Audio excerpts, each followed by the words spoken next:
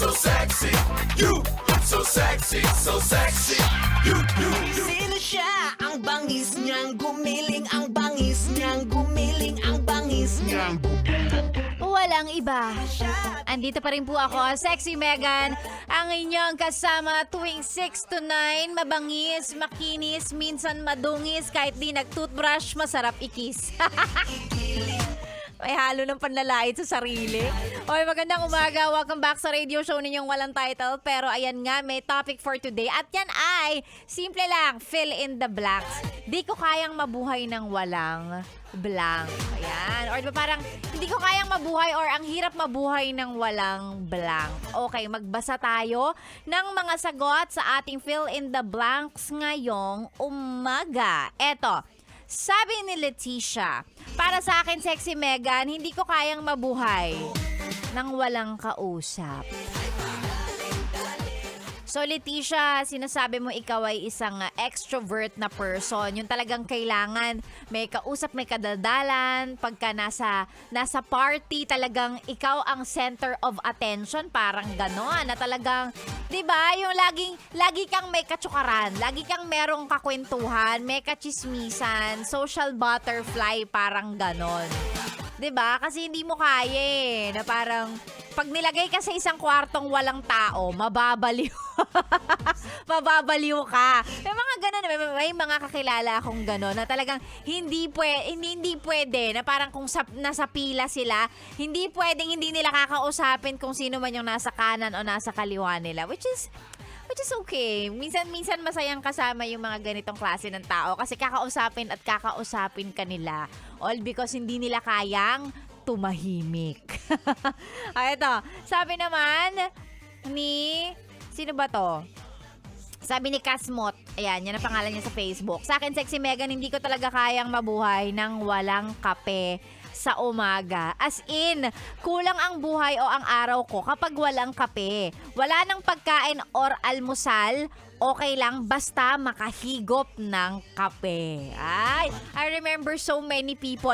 Dumaan din ako sa part ng buhay ko na ganito, na hindi pwedeng hindi ako magkakape, lalo na kapag alam ko yung araw ko mahaba, ang dami kong gagawin.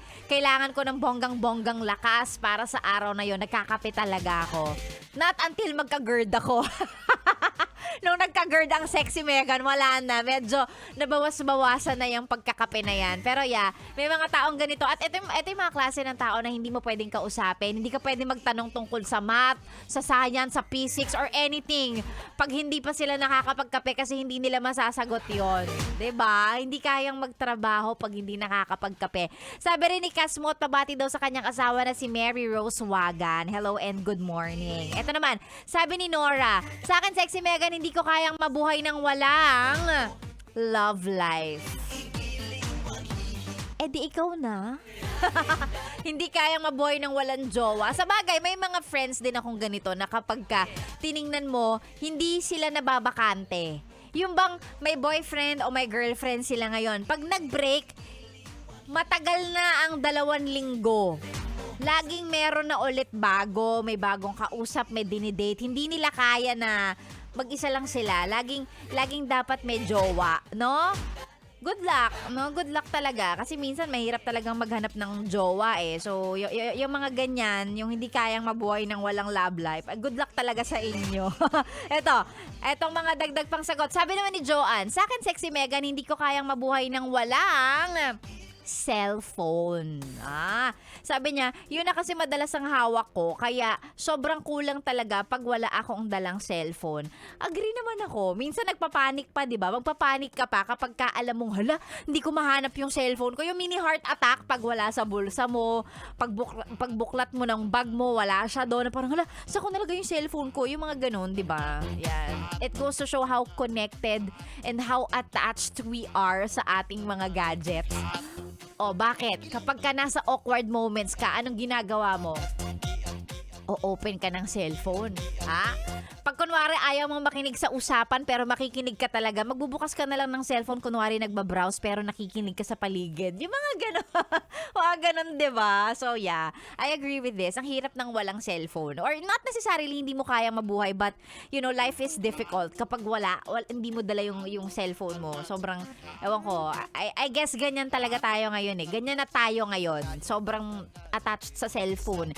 Eto, sabi ni Karen, sa akin, Sexy Megan, hindi ko kayang mabuhay ng hindi nagme-makeup or walang makeup. For the maarte ang design po talaga. Pero dapat kasi lagi tayong maganda.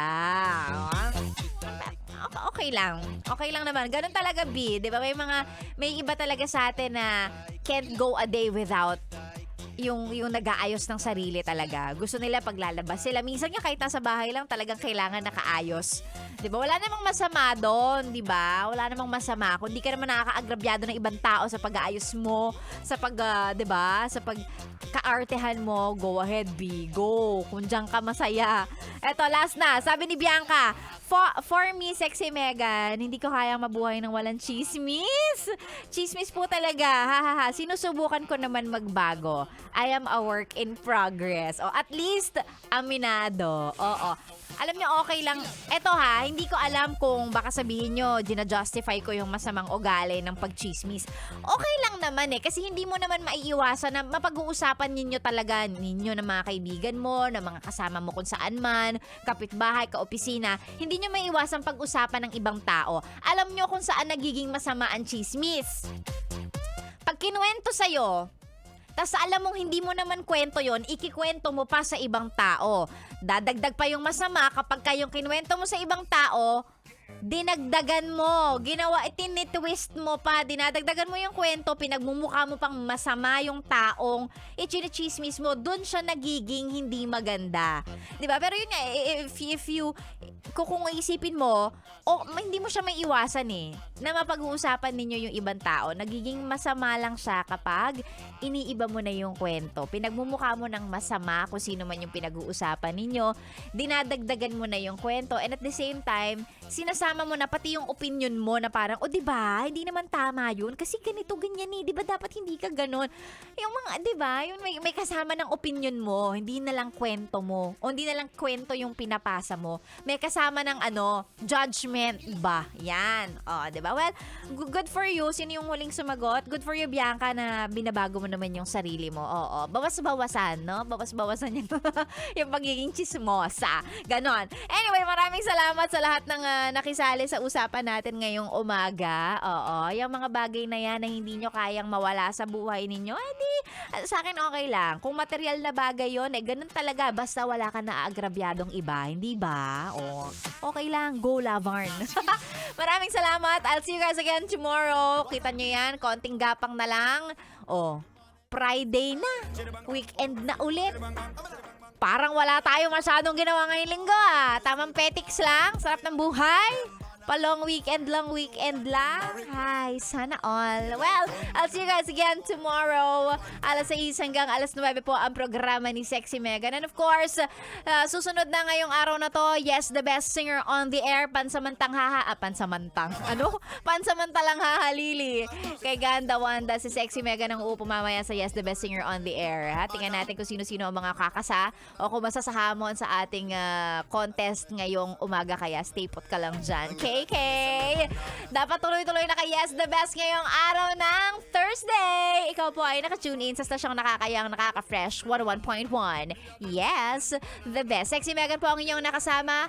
I'll be back. Diyan ka lang.